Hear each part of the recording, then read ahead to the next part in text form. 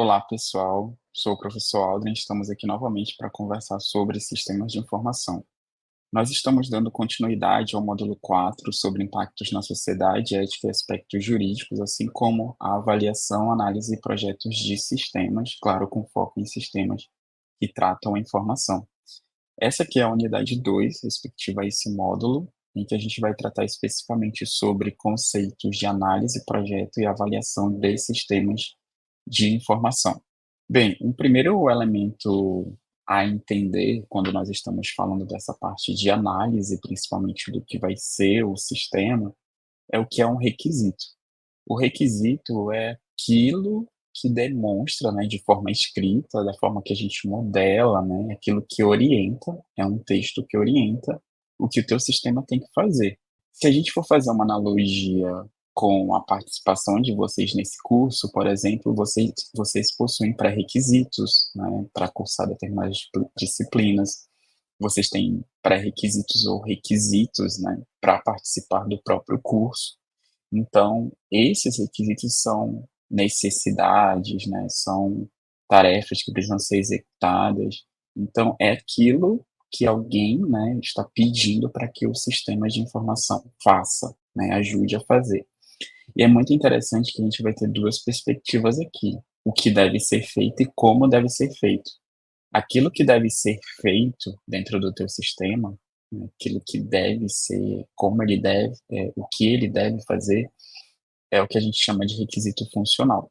E como o teu sistema vai fazer isso, com a velocidade, desempenho, consumo de energia, segurança, usabilidade, são o que a gente chama de requisitos não funcionais.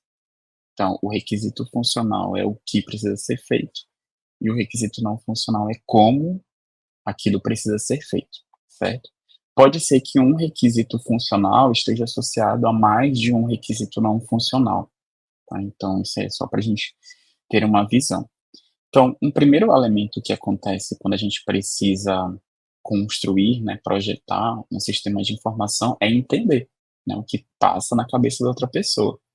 E nós somos seres humanos, então a gente sabe que entender algum elemento que vem, né, de uma percepção de experiências de outra pessoa, de necessidades de outra pessoa, é bem desafiador. Inclusive, esse é um dos elementos que puxa mais pesquisa científica ou trabalhos em torno de requisitos, né? Porque é difícil você, não vou dizer, vou usar difícil e desafiador, você extrair isso para que você consiga transformar em algo, em um artefato, né, computacional. Bem, dentro da análise de requisitos, a gente tem aí algumas fases. Primeiro é a definição, né, o que é, a gente acabou descrevendo aí, que é compreender todo o processo de identificação, de documentar e validar essas necessidades. Então, não adianta você só identificar, tem que documentar, porque tem uma equipe, né, para desenvolver aquilo que precisa compreender também. Em algumas fases dessa análise de requisitos, nem toda a equipe está envolvida, né, nem todos os componentes da equipe estão envolvidos, o time ali de engenharia, ou de desenvolvedores, enfim, dependendo de como a organização se estrutura nisso. Mas essa documentação, ela tem que apoiar com que outras pessoas consigam desenvolver, né, a partir desses requisitos funcionais e não funcionais.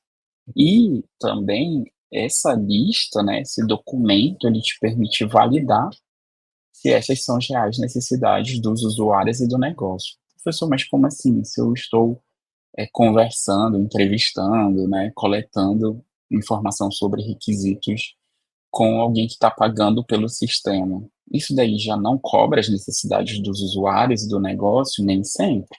Nem sempre quem paga pelo sistema é a pessoa que vai utilizar, ou que tem a visão de quem vai utilizar, certo? Então, muito cuidado com isso. Por isso que a gente fala da necessidade de validar os requisitos com usuários, né? Com amostras de população de usuários aí que tem uma determinada confiança e que representam os perfis de usuários do teu sistema. É muito importante fazer análise de requisitos também, porque é uma fase crucial. Se você erra ou se você não investe na análise de requisitos, você pode estar influenciando, levando o projeto a uma falha, né, ou a um sucesso, né? Então, Por isso que é uma etapa crucial, uma etapa importante que a gente tem que dedicar tempo e principalmente a comunicação, né, desses requisitos com o time. Uma atividade importante dentro da análise de requisitos é elicitar esses requisitos ou elicitação de requisitos. Quando nós estamos conversando com pessoas que compreendem a engenharia de requisitos, né, a gente sabe que a gente percebe a partir do uso da terminologia. Então, quando a pessoa fala, olha, estou na etapa de elicitação, isso quer dizer que aquela pessoa, aquele time, né, aquele projeto está numa fase de coleta de informações junto aos stakeholders. Então, os stakeholders, para quem ainda não sabe o que é, né, nessa fase aqui do curso, stakeholders são todos aqueles interessados ou envolvidos ou impactados por esse projeto, certo? E aí, um stakeholder pode ser o cliente, os usuários, outro time de desenvolvimento, certo? Então, coletar informações que permitam esse refinamento futuro dos requisitos.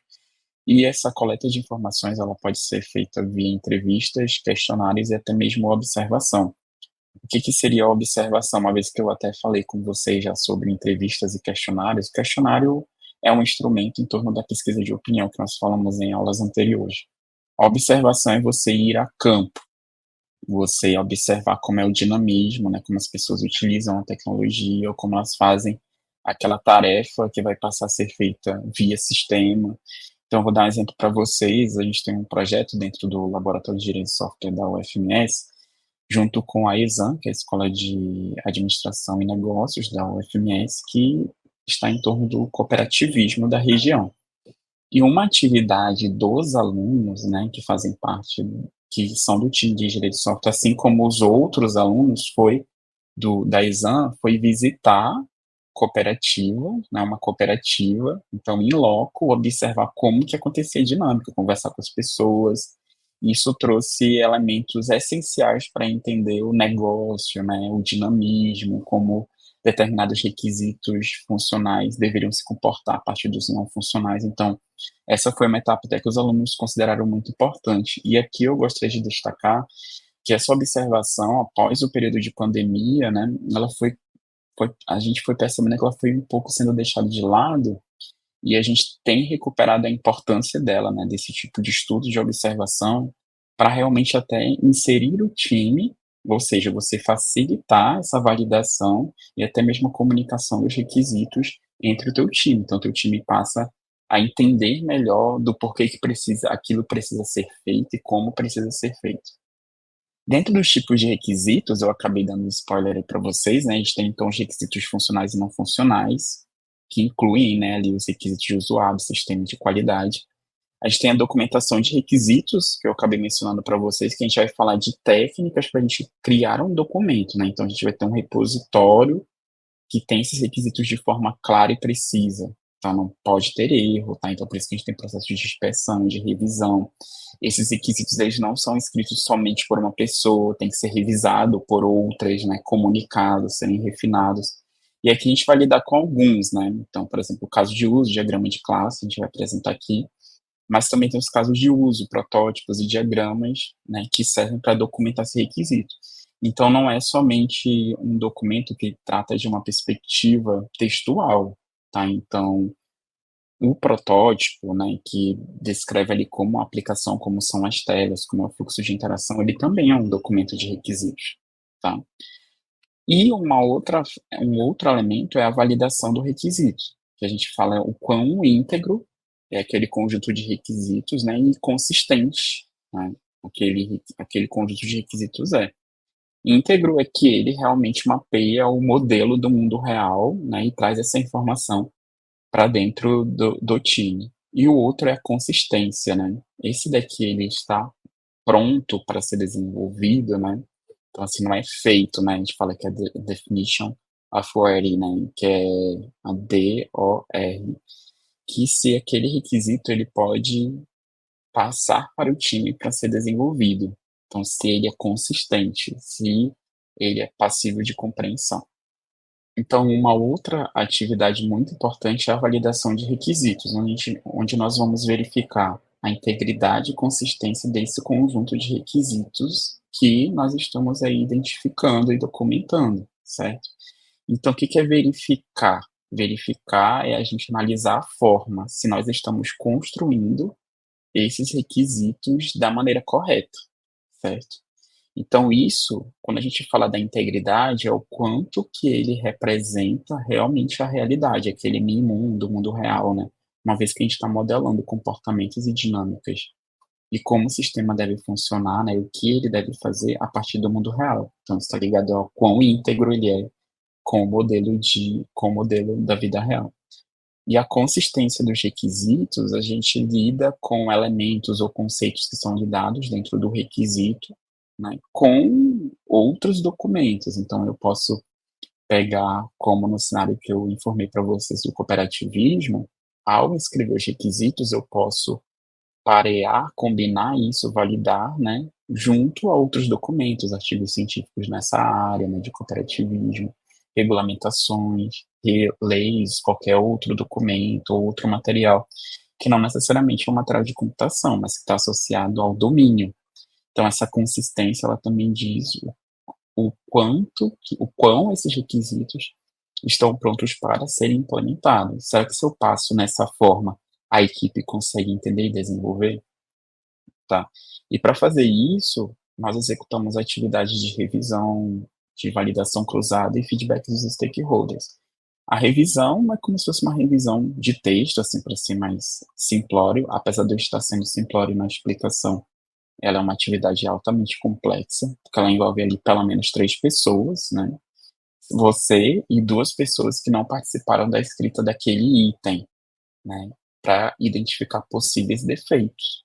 Isso é feito de forma ad hoc, né, que a gente fala, a gente segue uma determinada sequência, mas com não tanta formalidade como são inspeções, mas para a gente revisar se a forma que está sendo escrita é a forma que foi definida para o projeto, se os requisitos realmente estão ligados entre requisitos funcionais e não funcionais, certo? E se eles não fogem de qualquer outro elemento que tenha sido especificado. A validação cruzada eu acabei comentando, né, com outros documentos, vídeos, reuniões anteriores, e o feedback dos stakeholders, que podem acontecer em reuniões de entrega do projeto, né, em qualquer outro momento que haja necessidade pelo time para fazer esse feedback. Se for muito uma perspectiva mais ágil, certo? O requisito funcional, então, eu vou dar aqui como exemplo, né, de um requisito funcional para ficar aí para vocês. A aplicação deve permitir que usuários adicionem itens ao carrinho de compras. Vejam o que a aplicação, o sistema tem que fazer. Tem que permitir com que os usuários adicionem itens ao carrinho de compras. Aí, nesse caso aqui da descrição do requisito funcional, tem uma justificativa. Ela é obrigatória ou não? Inicialmente, a gente tem essa justificativa para apoiar com que o entendimento do time por que esse requisito está presente, porque ele é importante. Então, aqui diz, né, isso é fundamental para a funcionalidade básica da aplicação, pois permite que os usuários selecionem produtos desejados para compra. Depois, essa justificativa ela pode ser condensada, né, aglutinada ali junto com a descrição. Um requisito não funcional, então, de desempenho, por exemplo. A aplicação deve carregar as páginas principais em menos de 3 segundos, garantindo uma experiência de usuário ágil.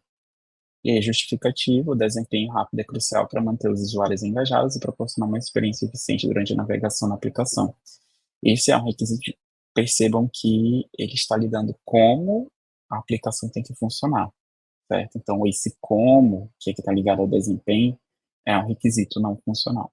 Após a gente fazer essa análise dos requisitos, né, a gente tem ali os documentos, né, que eu falei para vocês, que aí pode ser uma perspectiva mais textual, pode ser um diagrama, um protótipo.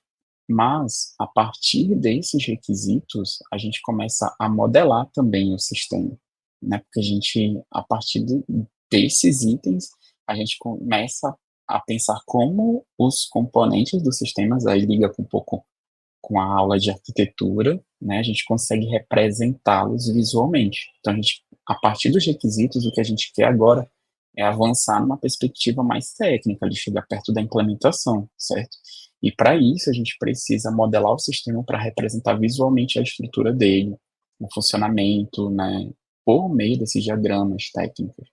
Então, qual é o objetivo da modelagem quando nós estamos falando de modelagem de sistemas de informação? É destacar, né, a gente tem que destacar a clareza que essa modelagem permite dentro da comunicação entre os desenvolvedores, e aqui eu gostaria que vocês entendessem desenvolvedores como qualquer pessoa envolvida no time de desenvolvimento, não somente alguém que codifica, tá? Mas alguém que testa, que cuida de operações, infraestrutura, certo? Então, aqui a gente vai estar lidando dessa forma com desenvolvedores. Então, vai ajudar na clareza de comunicação entre desenvolvedores e stakeholders. E aqui eu vou abrir um parêntese, né, porque vocês têm outras disciplinas com foco na modelagem, né, no projeto de sistemas, mas aqui eu gosto de deixar claro que é muito importante entender o objetivo da modelagem, principalmente com que pessoa você quer clareza na comunicação, para você selecionar um modelo adequado. Então, não adianta fazer todos os diagramas possíveis, todos os níveis de protótipo possível, se o diagrama, o modelo é essencial para a comunicação dentro do teu projeto, ele não é feito, ele não permite essa clareza. Então, não é volume, né? É aquilo que permite clareza na comunicação entre os desenvolvedores e os stakeholders, justamente para facilitar a compreensão e visualização do sistema antes da implementação e até para guiar, né, e sanar qualquer dúvida durante a implementação, a operação desse sistema. E aí a gente tem alguns tipos de diagramas que nos permitem concretizar a modelagem, que a modelagem ela é um elemento conceitual, certo? E a gente abstrai isso de forma concreta por meio de diagramas. Então, o modelo ele é abstrato. Quando a gente quer instanciar esse modelo dentro da modelagem de sistemas, ou seja, o tornar concreto, aí sim a gente vai para um diagrama, porque aí o diagrama ele vai ter componentes visuais, né, que já são validados, né, que permitem com que a gente faça essa clareza na comunicação. Então, como exemplos aqui, eu tenho diagrama de caso de uso, diagrama de classe, diagrama de sequência e fluxograma. O diagrama de caso de uso que nós vamos ver é uma ferramenta para representar interações entre os usuários e o sistema. Então, ele sempre vai identificar funcionalidades que são principais. Ixi, professor, o senhor falou agora de funcionalidade, né? Uma funcionalidade, né? Tipo, eu tenho um botão num dispositivo de hardware no computador. Ele tem uma funcionalidade, eu tenho que tocar nele e ele tem que disparar aquela determinada ação. Só que essa funcionalidade, para ela estar completamente funcional, ela tem associada a ela um conjunto de requisitos funcionais e não funcionais, certo? Então, a funcionalidade de um sistema, então, por exemplo, eu realizar uma compra. Eu preciso realizar uma compra dentro de um site e essa é a funcionalidade. Mas só que para fazer com que essa funcionalidade esteja funcional, né, operacional, aí eu vou ter um conjunto de requisitos que precisa ser implementado e assim como um conjunto de requisitos não funcionais, certo? Então, por isso que o diagrama de caso de uso ele te ajuda a olhar as funcionalidades principais. O diagrama de classe a gente desce, né? A gente vai em sentido mais da implementação e a gente vai representar mais uma perspectiva futura ali de código, né? Aqui muito uma questão de orientação a objeto. Então, que é a representação de uma classe, que é uma entidade do mundo real, né, com seus atributos, que são suas características, assim como suas relações. E esse tipo de diagrama vai permitir com que a gente compreenda, tenha uma visão da estrutura do sistema. E tem um diagrama de sequência, que a gente visualiza a interação entre objetos. Então, digamos que eu tenho uma entidade, uma classe que é professor.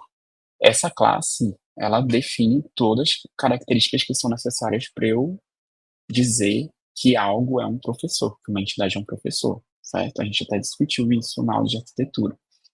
Mas quando a gente fala do objeto, a gente está falando assim, agora vou distanciar a classe professor para o Aldrin.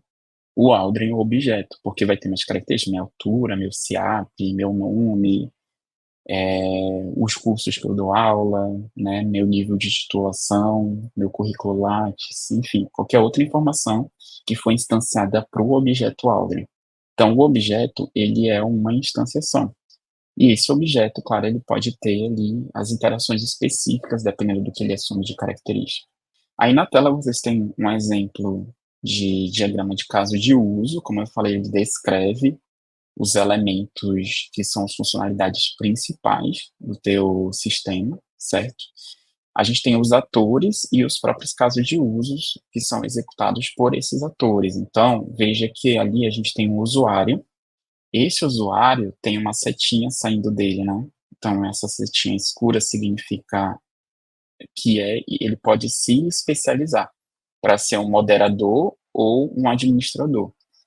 E aí, vejam que todo usuário, ele pode se registrar, fazer um login, efetuar um login, manter um pet, né, que é um animalzinho, ou adotar um pet, certo?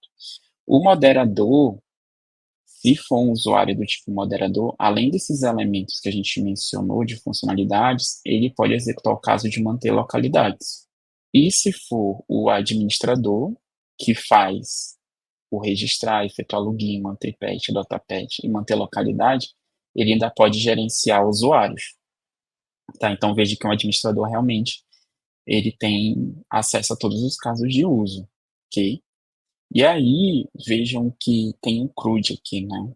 Associado a manter pet e manter localidades. O CRUD, vocês vão escutar, se já não escutaram muito, são aquelas atividades de criar um registro, de ler um registro, de atualizar e de deletar um registro. Por isso que a gente chama de CRUD, né? Create, Read, Update e Delete. Então, por isso que a gente chama dessa forma.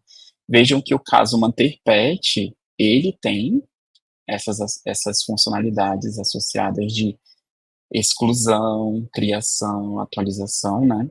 E leitura, assim como manter localidade.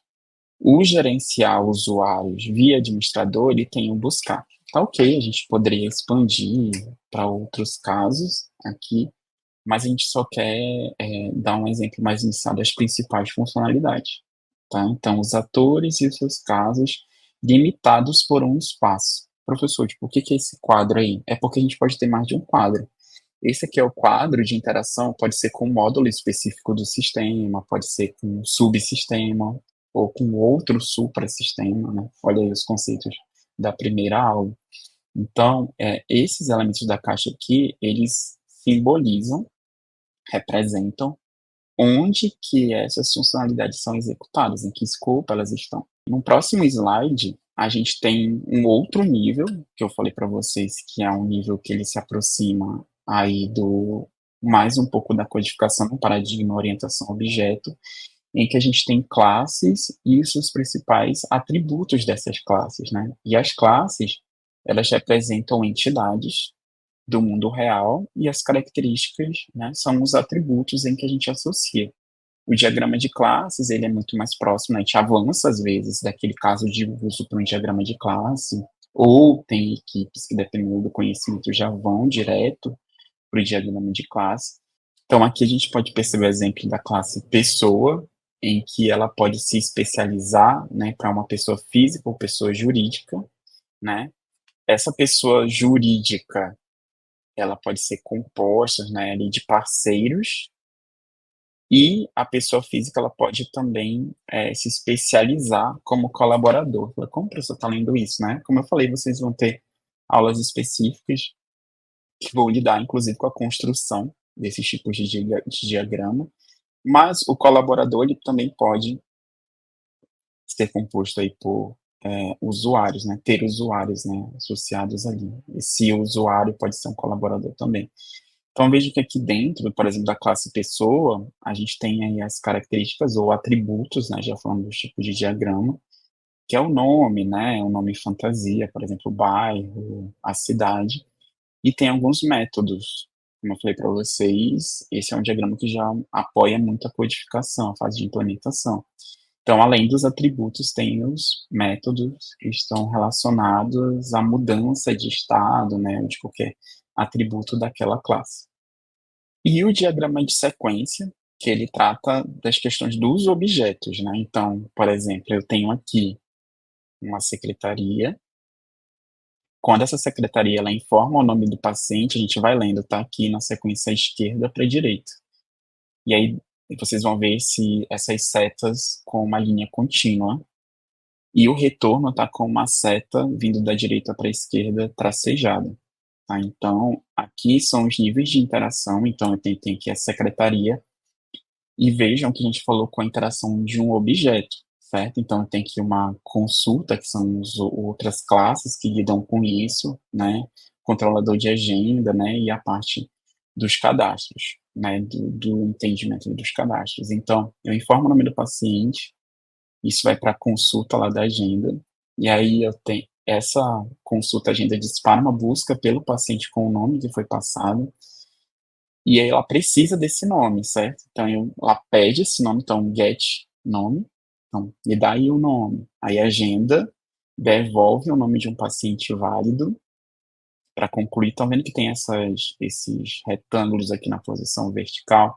Isso aqui é o espaço em que aquela atividade ela está tomando, né, dentro do diagrama de sequência. Então vejam que essa sequência que a gente está falando do get nome, paciente válido, ele ocupa esse espaço todo aqui. Então, todos os elementos que estão com interação, setas indo e voltando, eles têm relação dentro desse retângulo, tá? Só para vocês lerem.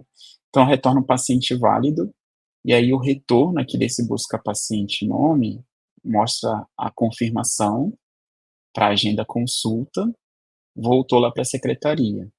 A secretaria informa a data e hora, adiciona uma consulta com data e hora, cria uma nova consulta, né, e essa entidade que consulta devolve que a consulta foi criada. Então, assim, é para a gente ir entendendo como são os fluxos dessas ações, dessas tarefas dentro do sistema. Bem, após falar dos diagramas, é muito importante que a gente fale de metodologias de desenvolvimento. Então, assim, eu acabei falando para vocês sobre alguns aspectos que lidam com reuniões, né? Falei de um aspecto de uma equipe que faz umas reuniões a cada 2 semanas, né? Para demonstrar numa perspectiva ágil como o projeto está andando. Então, a metodologia de desenvolvimento sempre vai ser uma abordagem sistemática. Ela é sistemática porque ela nos permite ser repetida, por isso que é sistemática, e nos permite ser avaliada. E essas abordagens sistemáticas, elas vão oferecer diretrizes e estruturas para criar qualquer tipo de sistema de informação. E pelo fato de serem sistemáticas, né, como eu falei, terem uma sequência de passos bem definida, permitirem ser avaliadas, né, monitoradas e melhoradas, essas abordagens vão ajudar a organizar e gerenciar as etapas de desenvolvimento, desde quando você está concebendo, né, o que é o projeto, até a implementação e passando por operação e manutenção desse teu sistema. Uma dessas metodologias é o modelo em cascata, né? A gente, na verdade, chama essa abordagem de um processo mais pesado. E o modelo em cascata ele é uma abordagem linear e sequencial de desenvolvimento de software. Ela foi uma das primeiras estratégias, né, enquanto abordagem para o desenvolvimento de software, lá no início da discussão de que a gente precisava de engenharia de software. E esse modelo ele é baseado em fases que envolvem análise, o design, implementação, teste e manutenção do teu sistema. Essas fases elas são executadas de forma sequencial, o que indica que uma fase ela só pode começar quando a outra a anterior encerrou. Qual é o problema desse modelo, né? É que se você percebe que não há entendimento, há um requisito ou sobre um requisito, ou há um requisito faltante, ou um requisito novo chegou para ser implementado, você precisa voltar para a fase de análise. Então você para a implementação e volta para a análise, certo? Em uma estratégia mais ágil, né, até para dar resposta mais pragmática, mais rápida, a inclusive mudanças de requisitos, mudança de negócio, entendimento, comunicação e até mesmo inserção de requisitos, houve uma discussão em torno de algo que acontece na administração, que era uma abordagem mais ágil, para dentro do desenvolvimento de software. E aí se tem uma abordagem iterativa, ou seja, tem ciclos, tá? E incremental, ou seja, ao final de cada ciclo, tem que acontecer um incremento funcional no teu software. E aí esse desenvolvimento ágil ele vai valorizar a colaboração contínua entre equipes, né? Valorizar as pessoas, né? A adaptação a mudanças frequentes dos requisitos e entrega incremental de software funcional.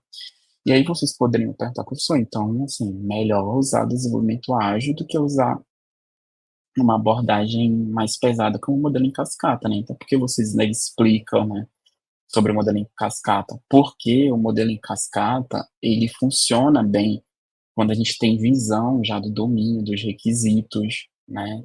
Então, quando a gente tem essa visão do que precisa ser feito, quando a gente precisa, inclusive, de bastante documentação em sistemas mais críticos, ele é um modelo adequado. Claro que tem variações, né? Mas, assim, ele é um estilo de modelo indicado. O ágil é principalmente quando a gente não tem visão completa do que aquele sistema pode ser. A gente tem uma visão inicial, a gente ainda precisa de etapas de refinamento, a gente vai descobrindo também o que é o sistema durante o desenvolvimento dele, certo?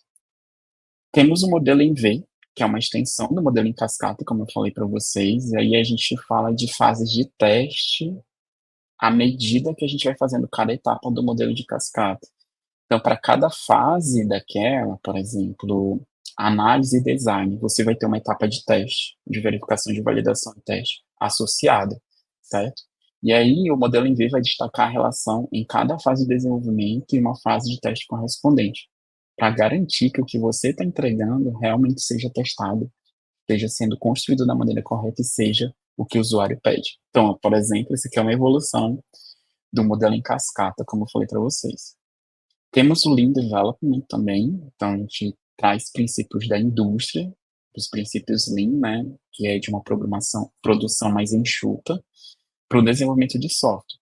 Então, a gente desenvolve com práticas que visam eliminar desperdício, desde código, artefato, de uso de recursos, de energéticos, certo? Otimização de fluxos de trabalho e foco na entrega de valor ao cliente de maneira eficiente. Como que a gente escolhe uma metodologia de desenvolvimento? Você tem que considerar fatores como qual é a complexidade do projeto, né? Então, a complexidade ela é entendida a partir da visão que você tem dos requisitos, né? Também, né? Então, os requisitos funcionais e não funcionais, assim como o que deve ser entregue e também o domínio, por exemplo, complexidade de um projeto de uma aplicação móvel para controle de frequência dentro da universidade e um sistema que vai controlar um avião. Então, isso é um fator, né, de diferença, inclusive de tipo de sistema que vai ser desenvolvido. Um outro fator são os requisitos específicos do negócio. Então, pode ser que a empresa, né, quem contratou para desenvolver aquele software, exija documentações específicas para pautar possíveis novos projetos e até se proteger legalmente, né, com o uso do sistema. Então, e isso daí vai pautar uma metodologia, certo? Preferências da equipe. Ah, será que a minha equipe ela consegue desenvolver e avançar? Porque é isso que importa, certo? Se a minha equipe consegue avançar com que tipo de metodologia. E também qual é a capacidade de se adequar, adaptar a mudanças ao longo do tempo. Vejam que escolher uma metodologia é crucial, é muito importante para o sucesso do projeto. Às vezes tem muita gente que acha que eu vou aplicar ágil aqui, puro, e já vai ajudar a entregar o projeto. E às vezes tu não precisava disso. Precisava de um modelo V ali, sabe? Ou só aplicar estratégias de um Lean Development, sabe? Ou usar, além, claro, dos elementos que não podem ser tirados de uma metodologia ágil como Scrum, por exemplo, mas você adequar, ajustar, colocar algum novo item. Então, isso é crucial para o sucesso do projeto.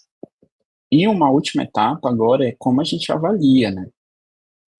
Além do teste, como a gente mencionou, o modelo V ali, e os feedbacks contínuos da entrega, né? A gente vai se referir que a avaliação, como todo o processo sistemático de avaliar eficácia, eficiência, segurança, usabilidade e impacto geral do teu SI em um ambiente organizacional. Então, lembrando que quando a gente fala de sistema de informação diferente para um software, a gente está falando do impacto dele em um ambiente organizacional. Então, esses elementos têm que ser trazidos para avaliação. E dessa forma, quando a gente avalia um SI, a gente está querendo que avaliar, né, se ele atende objetivos organizacionais, estratégicos, se ele proporciona valor significativo, qualidade e alinhamento com as necessidades dos usuários.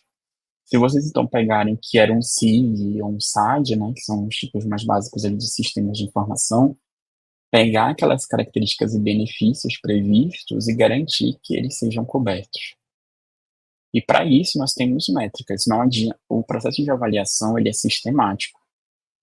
Para ser algo sistemático, eu tenho perguntas que são feitas, né? Ah, o meu sistema em um determinado contexto organizacional, ele se tem um desempenho esperado? Uma pergunta aqui mais abrangente. Quais são as métricas que eu vou utilizar? Métrica é aquilo que nos permite capturar algo que é medido, né, e conseguir, a partir dessa métrica, ter indicadores, né, de previsão ou confirmar se ele se comporta daquela forma que a gente esperava.